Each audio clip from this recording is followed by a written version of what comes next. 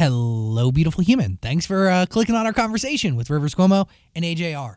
Two incredible artists, a bunch of incredible human beings in one room discussing music, life, and everything in between. I'm really excited for you to be a part of this conversation. Leave your honest feedback in the comment section below. Hit like on the video. And please, please, please subscribe. Thanks. Let's do this.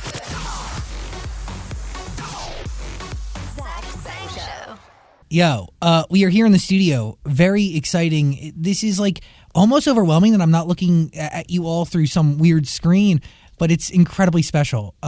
We have in the studio Rivers Cuomo, WEEZER, and we have AJR. Woo! Y'all have worked together 2 times now, which is such a thank you. Sober Up starts this relationship, and it starts over Twitter, right? Yeah. Wow. I'm so grateful to Twitter. I think it started with me following you guys, right? Yeah, we saw that Rivers Cuomo followed us, and then was it us reaching out? I think it was us reaching out next, saying, obviously, we're such huge WEEZER fans, and we've loved you guys for such a long time. And then I think we threw out the, would you want to collaborate together? Of course, have to. Right. It was that time where we were like, let's just try anything. Yeah, but when you're saying that, like, you really think in your mind, there's no way that Rivers Cuomo is going to want to work with us, right? Or do you think, like, yo, he's going to be here and he's down to collaborate and we're going to get in the studio tomorrow? No, of course not. Our mindset was, no, there's no way this is going to work, but you have to try it out. Yes. And it was so great that he wrote back and he was down. But 2 songs in your life that come from Twitter. Africa was the other one. Oh, I was like wondering, yeah. Well, it starts with a Rosanna cover that you did of Toto, and then some girl tweets you asking for Africa. You fulfill the dream. Rosanna came after her tweets. Actually, she was hitting us for Africa for months. And so you give her Rosanna instead? Exactly. Like, but it was months later after it turned into this big internet campaign with blogs and everything and many followers. And so finally we're like, okay, here you go. And we gave him Rosanna. Was her Twitter account like dedicated to asking WEEZER to cover Africa? So that was like the thing of her account. Okay, yeah. Wow. Rivers, can I ask, why did you follow them in the first place? What was it about them that you liked so much?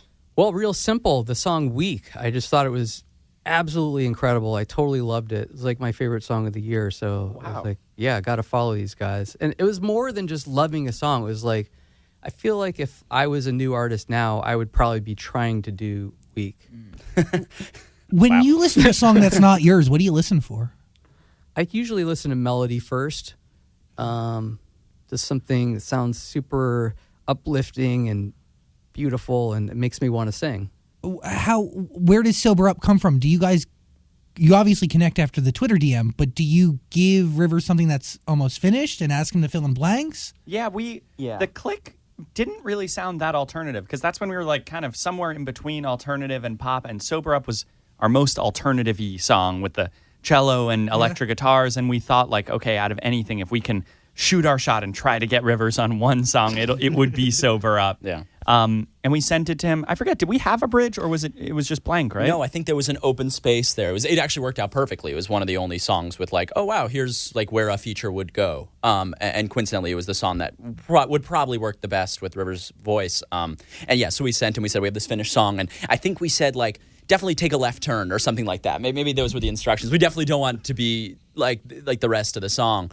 And then I think he sent back like 4 different options of like of could this work, and then we went through them, and then we heard my favorite color is you, and we were like, okay, that was sort of like tailor made for this.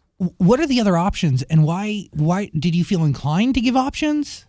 Yeah, I like to give options because I recognize my taste is odd sometimes, and I'm always surprised by what people end up choosing. So I don't want to presume to make the choice for them.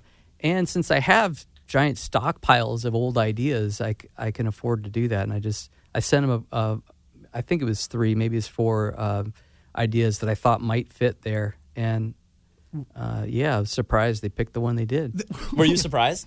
You didn't expect that one? Yeah, I mean, I don't. I love that part. It seems like a totally different. It seems like a real, I guess, like a left turn, like you said. But maybe that worked in its favor. yeah.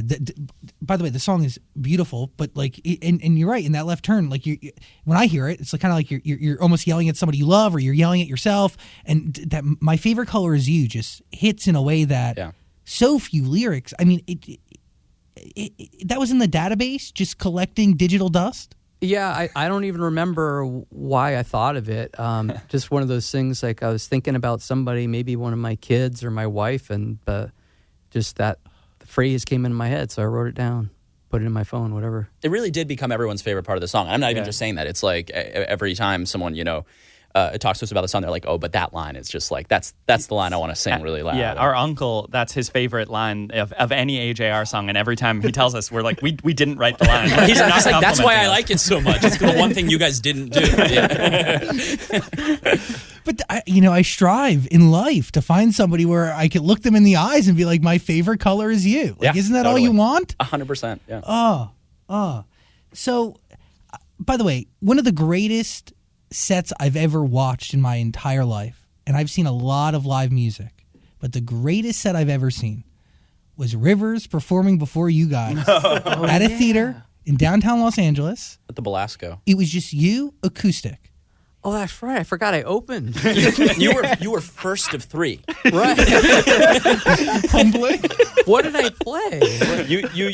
So it was just, it was you and an acoustic guitar, and you I think you did the hits. I think you did Buddy Holly. Yes. I think you did Beverly Hills. Say It Ain't So. Say, So you did Say It Ain't So. Magic. Oh, I think you did Magic. Yeah.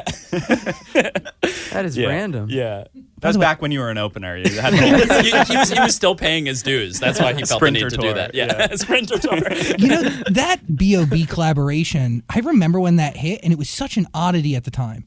Like, it was and yes, there had been Jay-Z and Linkin Park previous, but it was this fairly newer rapper who had a different flow to his tone, combined with you guys. And at the time, like, what was this, 2006, right? 2008? Yeah, 2008 or 9 is when we wrote it. I think it came out in 2010. I mean, that song, I can recite every lyric from that song right now. How is that collaboration different than a collaboration that you do with these guys? Well, that one, it's not that different. It's actually started as a WEEZER song. B.O.B. wasn't on it. It had a totally different WEEZER verse in there. And I brought it to the producer that was doing our record at the time, and he was like, no, I don't like this song. I'm dying to hear it. Let's cut this one. I really want to hear it. So then somebody, the other guy I wrote it with, Dr. Luke, was working with B.O.B., and totally unbeknownst to me, I didn't even know who B.O.B. was. He recorded the B.O.B. verse on there, and then it was done, and it's like, okay, wow, cool. That's the modern way. Well, that song, along with Airplanes, goes on to casually change B.O.B.'s life, but that's also, I think, the first song that you're credited as Rivers Cuomo and not WEEZER. Yeah.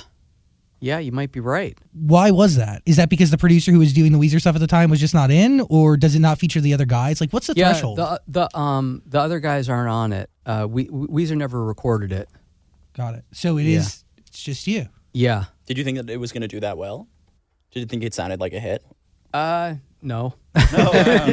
I mean, I loved it, but I didn't think it would be on the radio. Yeah. I mean, I think it either went top 5 or number. It went really far. Could have even gone to number 1. It was a smash hit. Yeah. Mm. Yeah.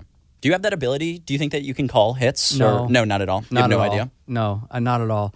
I remember when we turned in our first record to Geffen Records, I said, whatever you guys do, do not release the Sweater Song as the first single. Wow.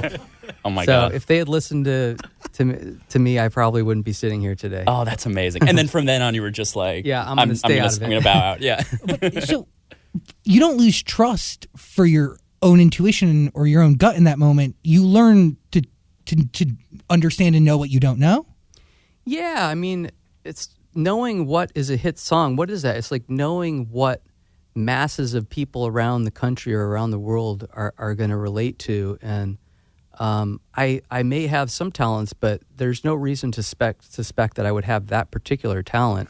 And I'm happy to let somebody who's really gifted at it do it. My favorite songs, it's a hit right now. It's on radio, multiple different formats. It continues to climb. When you create an album, like OK Human, do you set goals or expectations for things, or do you just kind of go where it goes? I think now, we definitely will at some point in making a record. We'll start thinking like, okay, where's the single? We got to make sure we have a single. Singles still feel super important. Maybe we're just old fashioned, but it's. I mean, there's nothing like having a song that everybody knows. Like you go to your kid's school and like the other kids are like, oh, we like your new song. And that's the great thing. That happened with Sober Up. Oh, wow. Yeah. So I just love that. I crave it so much. So I definitely will start thinking like, okay, this song is a candidate. Let's really do whatever we have to do to try to get this one on the air. And where does that song start? Like, does it start with a lyric or a realization that you're listening to only sad? Actually, that chorus came from another writer's song. It was a country song, and yeah, so I heard that, and I was just messing around with it and kind of swapped some reversed the meaning of some of the lyrics and made it sound more like Weezer, and yeah, then wrote the rest of the song around that, and just writing about being a sad weirdo. So you took the hardest part of the song, right? Because we talked earlier that the chorus is the easiest, but this was you had to build around something else that somebody gave you. Yeah, I mean, there was just something about it when I sang it with some of the lyric changes. It was like people around me, my manager, etc., are just like, whoa, this is wild. This is really ear grabbing. We should focus on this. So, and I don't know why that happens. Do you enter a headspace when you cut vocals, or like do you channel emotion? Do you think back? Like what do you see in your mind's eye? I do. I like, and a lot of it's collaboration with Susie, like we were talking about. Yeah. If she says, I wish you sounded more sad here, then I will just start thinking about something that makes me sad. And it may have actually nothing to do with the lyrics, but it stirs up that emotion in me that brings out the right performance for that lyric. Do you tap into a different sad event, or is it like this thing where just always think like your dog's dying? It's pretty stream of consciousness. There are some recurring themes, but you have to go where your subconscious wants you to go. What it's offering up, you got to accept that and really feel it. Now that it's done in the reverse and you guys are on the receiving end of a record from Rivers, how do you break it down and what do you think, and like what do you listen for at the very beginning? Well, Zach, I don't know if you know, but this was step 2. There was one song in between that was a little bit of a collaboration. Oh yeah, with Rivers, Medicine for Melancholy. Yeah, we Well, Whoa. That was So Rivers. I mean, you could explain if you want. I could lay the groundwork, but go ahead. Yeah. Just. I had a song that it wasn't right for Weezer. It sounded a little more modern or AJR-ish even. And we had just done Sober Up, so I asked them if they'd be willing to help me finish it up with all the production. And they said yes, and then they really jumped in, and they came back with some great suggestions, melody change. And it was such a great experience. Yeah. So that it's not on a Weezer record, but I just put it out on my own name.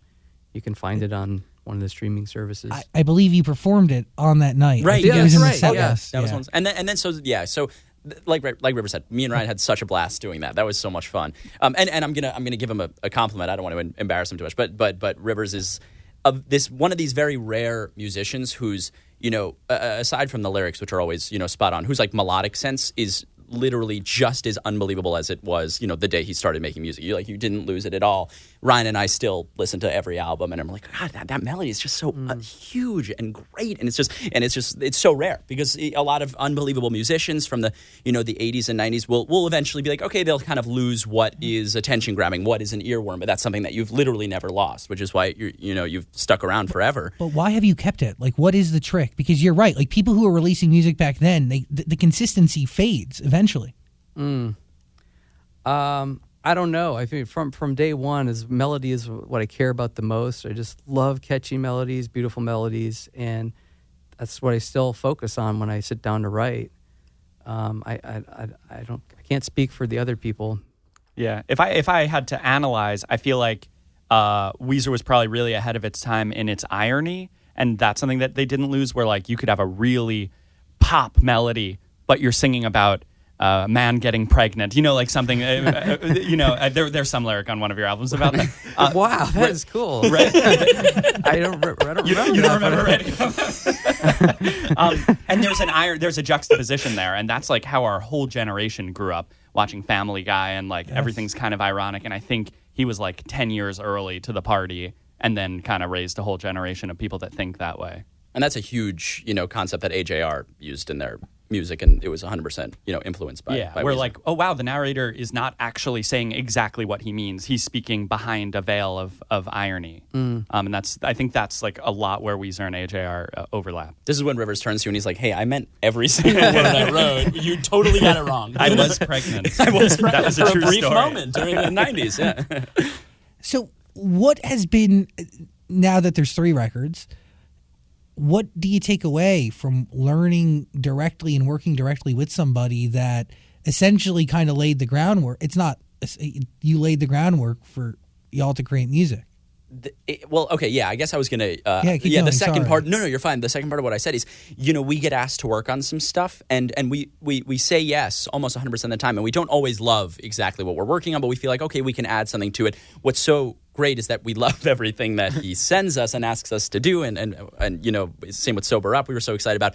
And so, like, moving to, all my favorite songs, when that first dropped on OK Human, it was like my favorite song of the moment. I just truly could not stop listening. I was like, I literally said to myself, God, I wish I could have been in that session. I wish I wrote that song with you guys. Like, and especially just all the melodies and lyrics were perfect. And I remember the first thing we said was, everything that feels so good is bad. We wanted it to go bad, bad, bad, like 6, 5, 4. We wanted to change those chords. Yeah, we were like, that's the one thing we would have done differently was add in that chord in between there. And then we just sort of let it go. And then he, wrote to us about hopping on and, giving it an AJR spin. We're like, we get to put the chord in. We get to do it. So that's the first thing that we did. It was amazing. What do you think when you hear that? Like that they would have done this little thing, but that little thing could change the tone of the song, right? Yeah, I mean, I remember it from Medicine for Melancholy, the melody change they suggested was just like, oh yeah, why didn't I think of that? It's just what the song needed. Are you talking about the dum dee dee dee dee, that part? I'm curious what you're talking about. Do you remember? It was the climax right before that. I want to take exactly. Oh yeah. Cool. How could I not have written that? Is that what we share you it. want from a collaborator? Like to go back and be like, oh, how could I not? Or like, what is the dream like from somebody? Well, I would never presume to ask for a brilliant melodic idea like that. Working with a producer, you're expecting like they're just going to make the track sound dope and modern, and then they bring in these actual melodic or chord change ideas that make the song better, and I just feel grateful. And you must have that same feeling to a certain degree, because this is the second song, because you're not featured on Medicine for My Melancholy, right? You don't have a title. Yeah, we just sort of did the production and changed around some stuff. Yeah. I mean, you all have to be grateful too, because this like legitimizes from the second Sober Up hits with Rivers. Like that, like there's legitimacy, and then there's this form of legitimacy.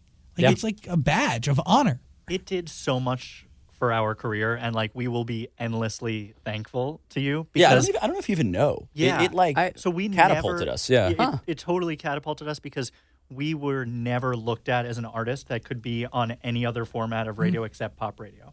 And then you putting on the record, you hopping on the record, alternative radio really embraced us, and that was the thing that started to grow our fan base, and we could tour and more people, and then other radio formats. It was the like catalyst that allowed our band to really start growing.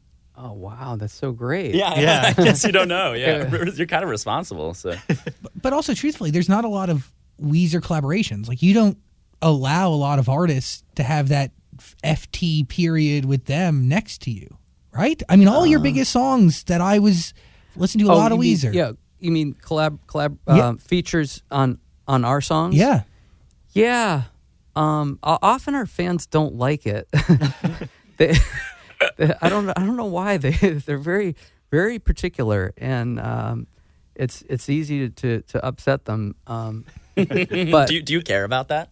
well, Still. I mean, it's like we live with these people pretty much, so we want everybody to be happy. I think if I totally had my way, there'd probably be more like bizarre features. I know we had Lil Wayne on that, which was amazing for me. But yeah, just we want the whole Weezer community to get along and have fun. Is it wild to see how the Weezer community has not just grown, but it's gotten bigger, but also younger? Yeah, it's cool. We have such a wide range of ages at our shows now, and there's kids there, and it seems like everyone's digging it for the same reasons. They all just love singing along, and it's an ideal spot for an artist to be in at this stage of a career. Well, that's kind of an interesting question because you guys have been around for a while. I'm sure a lot of your original fans are like, make stuff that sounds like the Blue Album, but you want to keep experimenting. Yeah. What's that duality like? You're gonna find out. Yeah, because you guys are gonna find out because you're gonna be around. You're gonna be a career artist, and you're gonna be faced with a lot of the same quandaries that Weezer is.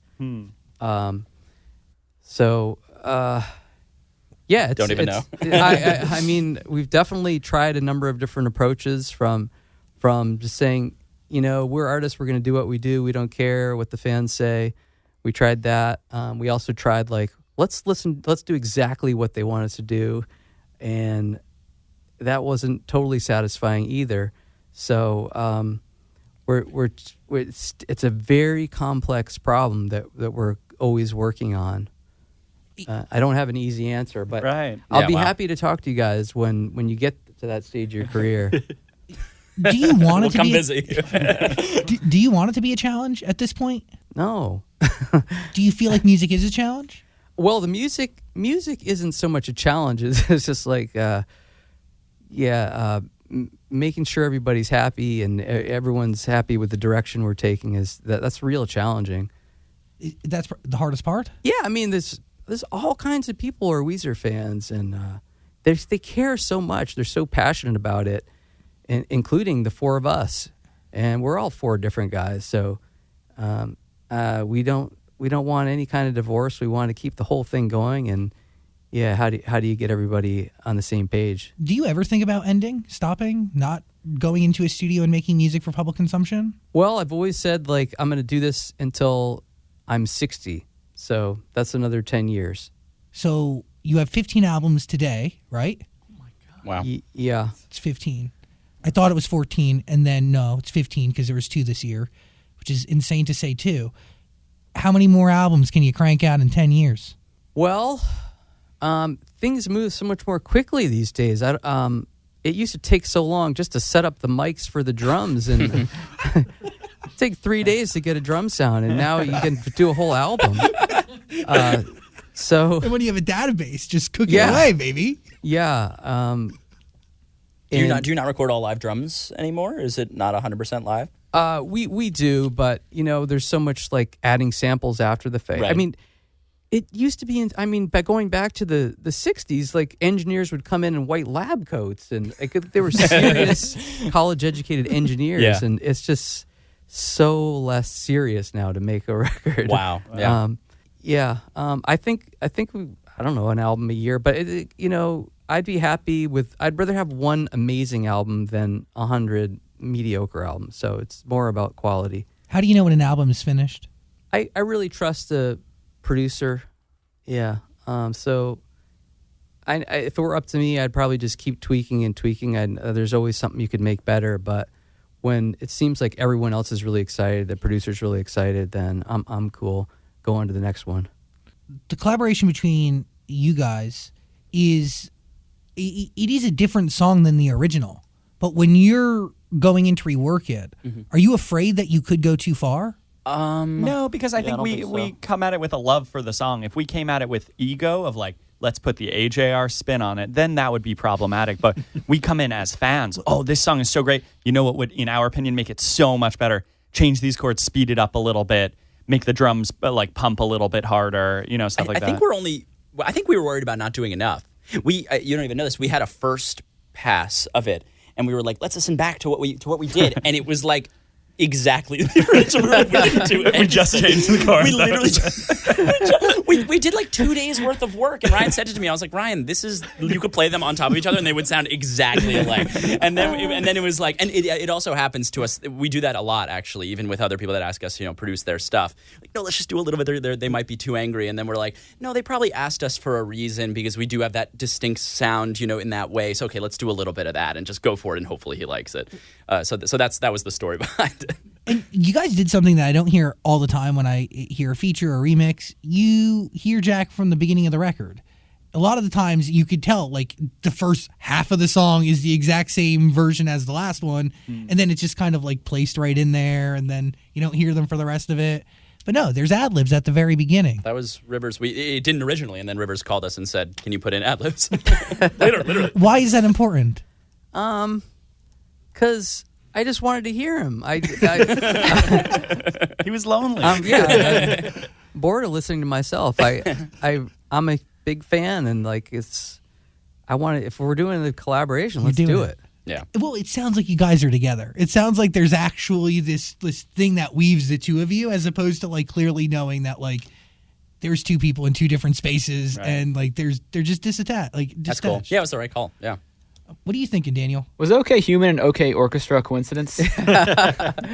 As far as I know, it actually was. Yeah. In all honesty, I did not know the name of your upcoming album, and that's completely honest. And then we came up with it and put it out, and then he texted me, coincidence with the albums, and I know because we know Rivers. I know there was no like sarcasm like under there. He genuinely thought it was a coincidence, and it actually was. Yeah. But it literally was a coincidence, and it was kind of a cool one too. Well, yeah. It ends up being an album that's created from an orchestra. Yeah, that's OK Human. Yeah. That's actually that's really funny. I didn't even put that together.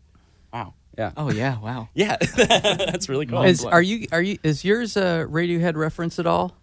It actually. So okay, we came up with the idea. It originally was called Mad Orchestra. And that was after Bang, because Bang has that sort of like bum, like the villain in the Broadway show. We're like, and then we started like writing the rest of the album. We were like, okay, Bang is kind of the most evil sounding or mad sounding song on this album. It would be weird to just name it after this one song.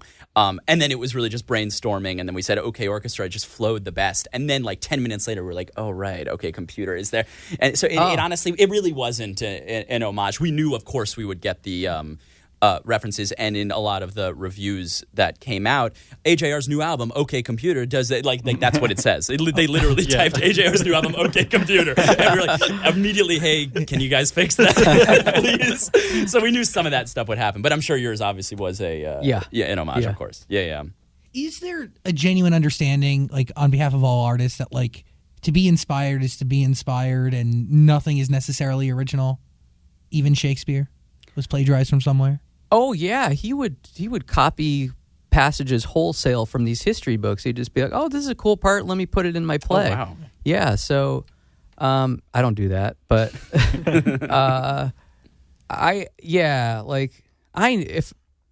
sometimes people will say like, "Oh, did you hear that song? It rips off that WEEZER song," and like, I don't care at all. I have no bad feelings. It's like, man, we're all just artists trying to look for inspiration wherever we can, and do what you can with ideas wherever you get them from. Does it fulfill you in any way to know that somebody was inspired to create something off of what you originally made? Yeah, it's a little cool, but I mean, I've done it so many times. Yeah. I feel like I'm still in debt to the rest of the world out there with the ideas I've used. It's wild to think about. Yeah. Wow. What have you learned from these guys and working with them? Now 3 songs in, and they're a different group. What were you about to say? I'm just like I'm curious what the answer is. I'm curious if he learned anything from us. We learned a lot from him. Yeah. It's okay if the answer is nothing. Yeah. Yeah, I honestly feel like it's the tip of the iceberg, and I really wish I could dive in. I feel like there's a lot I could learn. Yeah. I'm not a producer, and I feel like much of what they bring is like this. The record sounds so cool and beautiful, and it's not what I do. Like, it's not really my skill set. So there's not I don't know if there's anything I can learn there. But I would love to dive in and just work together more. And I just sense like, oh man, there's something really cool that could happen. I just don't know what it is. I want to talk about your use of the guitar, because the emotion that exudes from this instrument when you play it is rather incredible. And we talked about entering your mind's eye for lyrics, but is there an emotional connection to when you shred or come up with whatever that solo or that piece is going to be? Because even in Beverly Hills, like, the emotion that exudes off that freaking instrument is insane. Actually, a lot of times for guitar solos, what I'll do is I'll put the guitar down and I'll sing it. I'll just come up with it as a vocal melody, just like singing into my phone over the track. And that way it just doesn't turn into mindless shredding. There's natural phrases because you have to stop and take a breath, and then you have a phrase. And that way it's not too insane, because I can't sing all that technically. I can't sing really fast, so it ends up being relatable and catchy, and it's something that people are going to want to sing along to, even though it's a guitar. So do those pieces come after the rest of the song is built? Guitar solo? Yeah.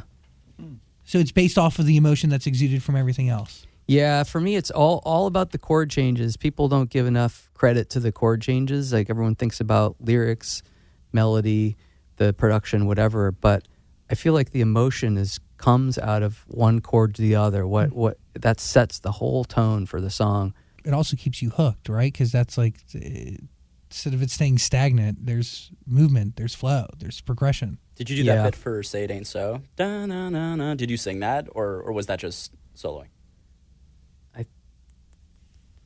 I think that was singing. Okay, Yeah. It makes sense because it's like You hear it. You can literally sing along to it. It's just as catchy as the rest of the song. Okay. Yeah. Yeah, we honestly, we tend to stay away from electric guitars. I think that's one of our like signature sounds. If we need that sonically, we go with like strings or brass or a synth or something. I don't know why, just naturally. But we do the same thing where it's like for Burn the House Down, as opposed to just riffing on a trumpet and That's see what we cool. come up I with. can't do that. That's cool. How do you sing in guitar? Right.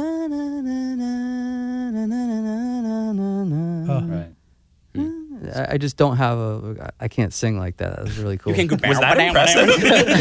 That was it?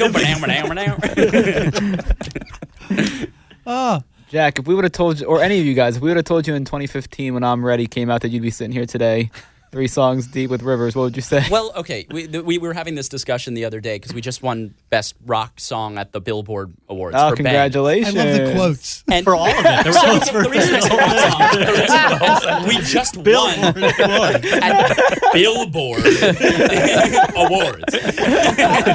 No, I meant the quotes over rock song because I wouldn't really call Bang a rock song. I don't think it is. I think it's more of an alternative song, but they like group it together. So that's why I do that, because I know that I would get some hateful comments on this video. That's not a rock song.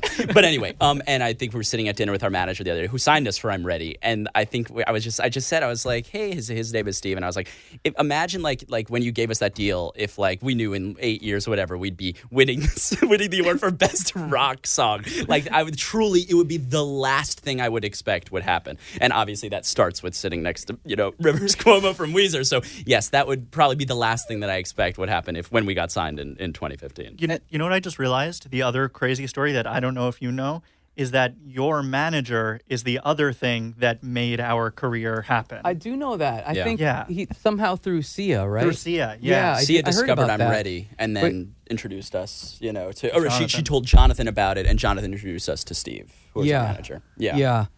It's amazing that both Sia and I went to our mutual manager, Jonathan, and just started hammering him about you guys, AJR. It's like, Wow.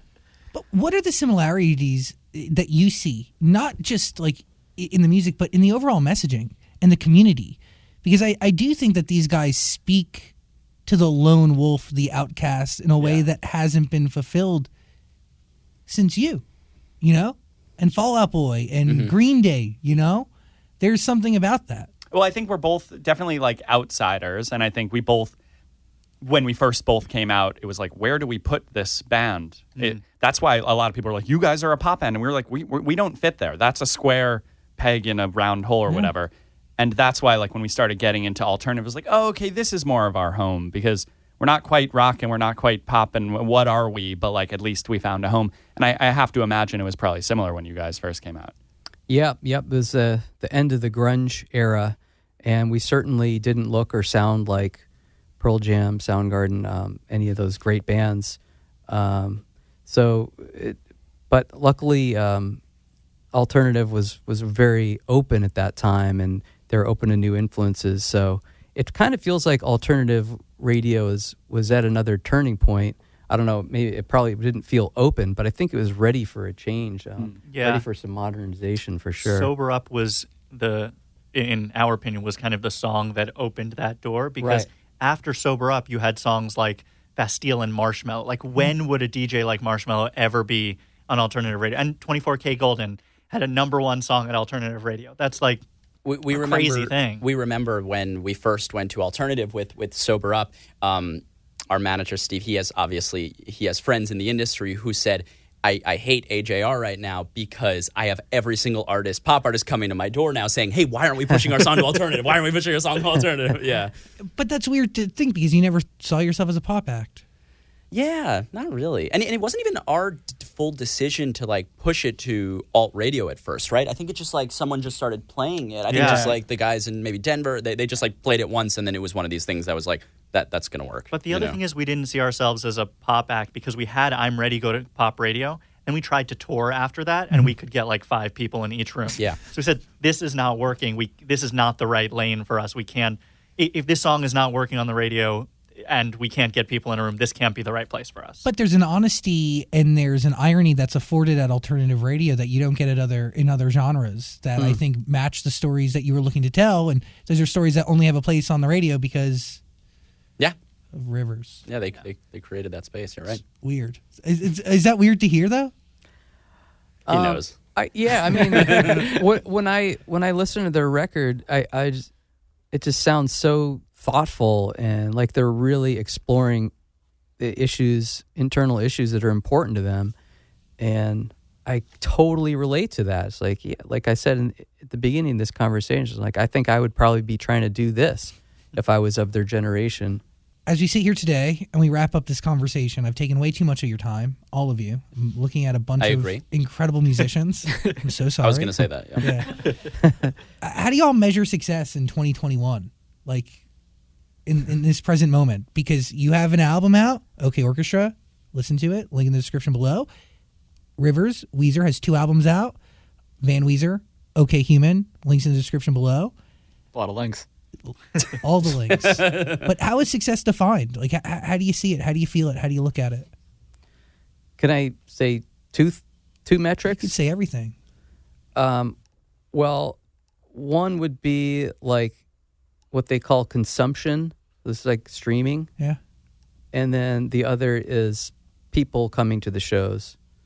And I guess we'll see this summer, but it looks like it's going to be a pretty big tour.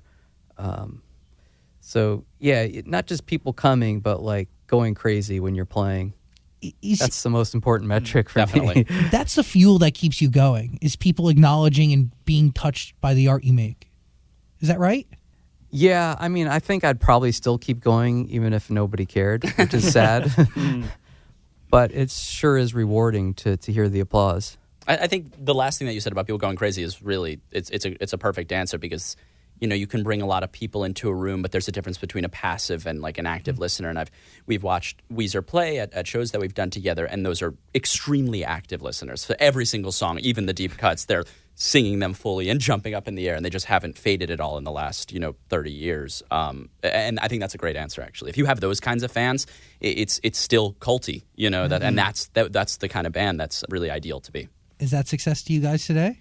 100%. Yeah. If you're sorry, go ahead. I was going to say, for me, it's also the experiences that come out of what Jack and Rivers were both talking about. Because we played a festival, Midtown Music, a handful of years ago, and there was a huge crowd there, and we were really surprised to see a crowd. But the thing that I remember most about that experience was Rivers standing on the side of the stage and watching us playing. It's the first time we had met him after we had put out Sober Up. So experiences like that and experiences like this one here are, for me, how I measure success, because those are the kind of things that I'll remember, years and years from now. It's beautiful. For me, Shazams.